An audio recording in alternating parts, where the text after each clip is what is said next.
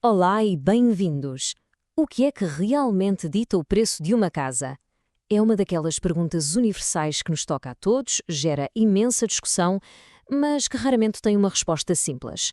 Pois é a pergunta que provavelmente está na cabeça de muita gente, seja para comprar a primeira casa, para investir ou só para tentar perceber a economia. A resposta parece sempre fugir-nos. Mas e se o problema não estiver na resposta, mas sim na forma como fazemos a pergunta?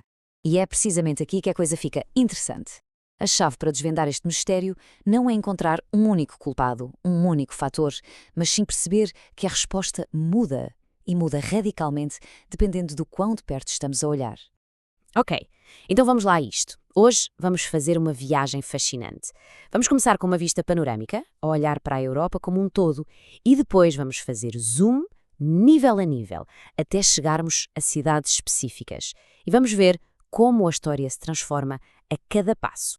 Primeiro, por que é que isto é tão importante? Bem, segundo a investigação que vamos explorar, os mercados imobiliários são uma das principais fontes de risco nas crises bancárias.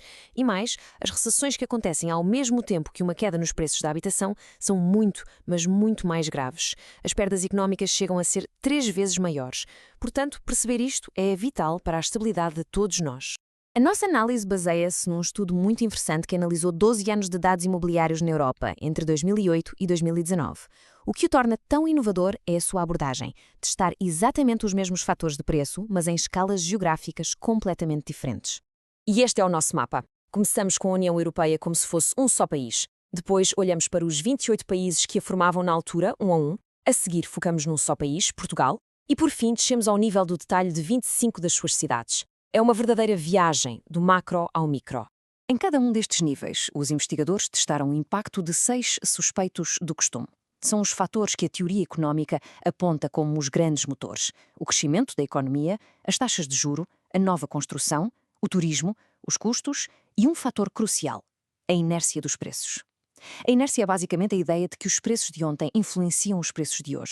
Pronto, vamos começar pelo nível mais alto. O que acontece quando olhamos para toda a União Europeia como um único e gigantesco mercado imobiliário? E temos logo aqui a nossa primeira grande surpresa. Quando se vê o E como um bloco, à esquerda, o turismo aparece como um fator importante. Mas, no momento em que dividimos a análise pelos 28 países, à direita, puf, o turismo desaparece da lista de fatores relevantes. Em contrapartida, o PBNI e as taxas de juro, que não pareciam importar para o bloco, tornam-se de repente cruciais para explicar as diferenças entre países. Isto é a prova, logo à partida, do nosso ponto central. A escala da análise muda completamente a conclusão. Não é que os dados estejam errados, é que a realidade se manifesta de forma diferente a cada nível. Vamos continuar a descer para ver como isto se desenvolve. Agora, vamos fazer zoom. Vamos focar-nos num único país para ver se a fotografia muda outra vez. O estudo escolheu Portugal e por uma razão muito clara. Reparem bem nisto. Entre 2015 e 2019, os preços das casas em Portugal dispararam 41%. Mas a economia do país, o PIB, cresceu apenas 12,3%. Há aqui um desfazamento brutal que sugere que tem de haver outras forças a puxar os preços para cima, para além do crescimento económico geral. E outra surpresa. Quando olhamos para Portugal como um todo, só 2 fatores parecem importar: as licenças de construção, ou seja, a oferta de casas novas, e a tal inércia de preços. O PIB, as taxas de juro e, pasmem-se, até o turismo, não parecem ter um impacto estatístico relevante à escala nacional. Chegamos ao nosso último zoom, o mais detalhado de todos, o nível das cidades. É aqui que as coisas se tornam verdadeiramente contraintuitivas e onde a história dá uma volta de 180 graus.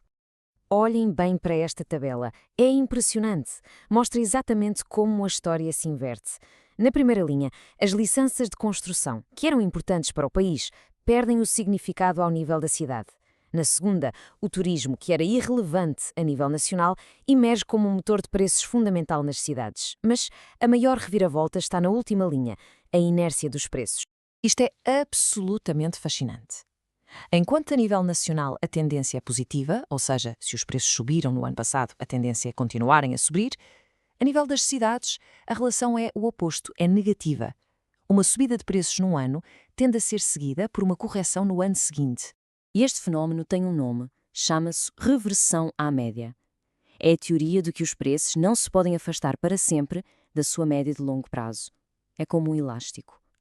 Ao nível local, os mercados parecem autocorrigir-se muito mais depressa. O que sobe tende a descer e o que desce tende a subir, num ciclo constante à volta de um valor de equilíbrio. Então, depois desta viagem toda do continente até à cidade, o que é que podemos concluir? O que é que isto tudo quer dizer? A conclusão dos próprios investigadores resume tudo na perfeição. Não há uma fórmula mágica, não há uma explicação de tamanho único para os preços da habitação. A realidade é complexa, multifacetada e depende inteiramente da escala a que a estamos a observar. Portanto, o ponto-chave a reter é mesmo este. Os motores dos preços mudam com a perspectiva. A nível nacional, podemos ver uma tendência de subida contínua, mas quando descemos à rua, a nível local, essa tendência pode inverter-se completamente. O turismo pode passar a ser o fator dominante e os preços podem começar a autocorrigir-se. O que acontece numa cidade pode mesmo contradizer a tendência do país inteiro. Por isso, da próxima vez que alguém apresentar uma única e simples razão para o que se passa com os preços das casas, a primeira pergunta a fazer deve ser sempre: a que escala? Porque, como acabamos de ver, a resposta a essa pergunta muda tudo. Obrigado por nos acompanharem nesta análise.